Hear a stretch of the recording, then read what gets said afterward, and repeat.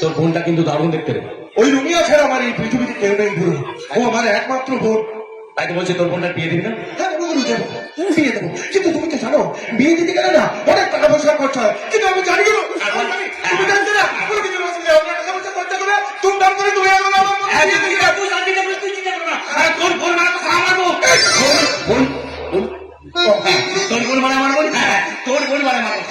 তোর বোনের বিয়েতে যত টাকা লাগে আমি নিজে দাঁড়িয়ে থেকে সব টাকা খরচা করে দেবো, সব টাকা। তুমি দেখবে, তুমি দেখবে এমন একটা ছেলে দেখবে না যেমন সবসময় আমার বোনের দিকে নজর রাখে। আমার মতন করে সারা বাংলা বুঝছি না। আমার মতন করে আমি আমার ছেলে দেবো, মানে আমার ছেলে না, মানে তোর বোনের জন্য ছেলে দেবো। তাকে থানায় গিয়ে দেখি খবর নিয়ে বল। ওই সাহেবগঞ্জের নতুন বিষয় অভিজ্ঞতারাম তোমার লেগে পা দিতে চাইছে। ও বলছে ওই কীর্তন গোস্বামী আত্মহত্যা করার জন্য নাকি তুমি দায়ী গুরু।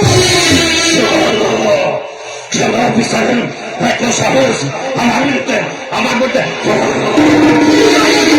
শুধু তাই নয়, ওই কীর্তন গোস্বামী আত্মহত্যা করার পর এক ভাইয়ের পুলিশ নিয়ে পদ্মলেখার বাড়ি থেকে ছিল। তার নাম করে বলছিল একবার কমপ্লেন আছে, তারপর এক গজেন্দ্রকে কিভাবে অ্যারেস্ট করতে হয়। আমার মনে হয় কি গুরু ওরা দুজনের সঙ্গে না আগে থেকে চেনাশোনা আছে। আমি জানি, আমি খবর নিয়ে দেখেছি। খবর নিয়ে দেখেছি ওরা দুজনের সাথে দুই কথা বলে। ওরা দুজনে স্কুলের বন্ধু। ওই যে বাজার করে পত্রটাকে বলছিল কমপ্লেনটা দে, কমপ্লেনটা দে, তখন দেখ কিভাবে খবরটা ভেঙে নি। কিন্তু গুরু পত্রলেখা কমপ্লেনটা দেয়নি গুরু। ও জানে না ওর এত বড় সাহস, হ্যাঁ, আমার বিরুদ্ধে যায়। ও জানে না আমার নাম। আমি গজেন্দ্র রায় গজনী। আমার দিকে হার আমি এই পৃথিবীতে একটা কেউ চেনে। সাহসটা দেখালাম কোথায় গজেত। আমি আদিত্য নারায়ণ রায়, না দেব গাড়ি, না দেব ক্ষমা। আমার পায়ে ধরলেও ধরবো না তোদের ক্ষমা।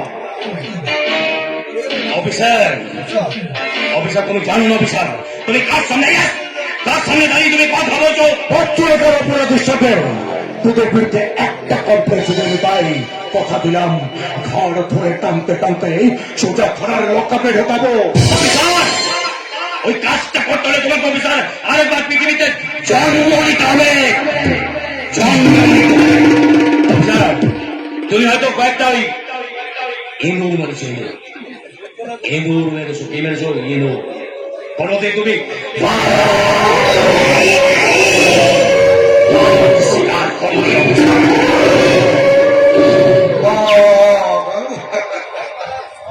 মানুষকে শুয়োরের বাচ্চা বলে খুব রেগে যায়, আর বাঘের বাচ্চা বললে খুব খুশি হয়। কিন্তু সেই মানুষটা জানে না দুটোই কিন্তু জানোয়ার। Yes! আমি জানোয়ার, আর সেই জানোয়ারটার নাম the royal Bengal tiger, Gajendra Roy Ghazni.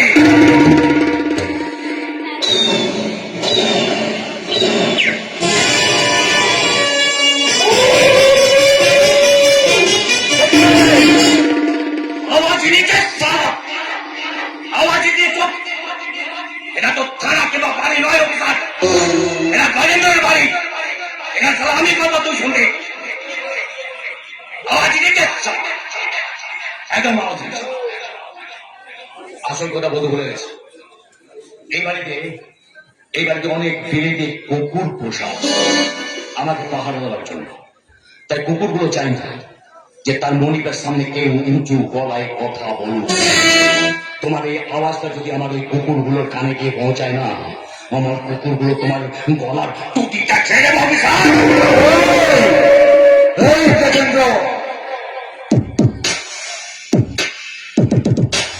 আরে নিজেকে যদি বাঘ মনে করিস তাহলে তোর আত্মরক্ষা করার জন্য কুকুরগুলো কেন খুশি রেখেছিলিস? আসলে তুই নিজেকে বাপ ভাবলে না, তুই হচ্ছিস একটা কুত্তা, রাস্তার মেরি কুত্তা।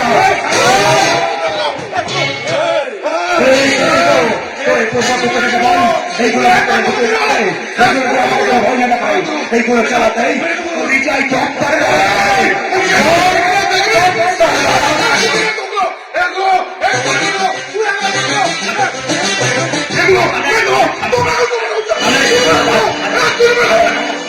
মাথা ঠান্ডা, মাথা ঠান্ডা করে, একদম মাথা ঠান্ডা করে। জানি তোর মাথা গরম, খুব মাথা গরম, মাথা ঠান্ডা করে। দেখছিস তো অফিসার পুলিশ পোশাক এসেছে, কোমরে পিস্তল, অন ডিউটিতে আসি, থানায় নিয়ে গিয়ে এমন এমন জায়গায় মারবে, উল্টো পুল্টো কেস দিবে, মাথা ঠান্ডা করো, মাথা ঠান্ডা করো। যা, আসি অফিসারের জন্য আমি একা একা বুঝা, বাড়ি যা, বাড়ি যা, মাথা ঠান্ডা করো, মাথা ঠান্ডা করো। যাচ্ছি আয়! একদম একদম মাথা ঠান্ডা করো, মাথা ঠান্ডা। হ্যাঁ, যাচ্ছি। কিন্তু একটা কথা বলে দিয়ে যাচ্ছি দুলা ভাই, এই অফিসার যদি মুখে লাগান না দিয়ে কথা বলে না, সেদিকে তোমার কথা শুনবে না। এই পিস্তলের ছোটাকে ছোট করে ওর মুখের মধ্যে ঢুকিয়ে দাও।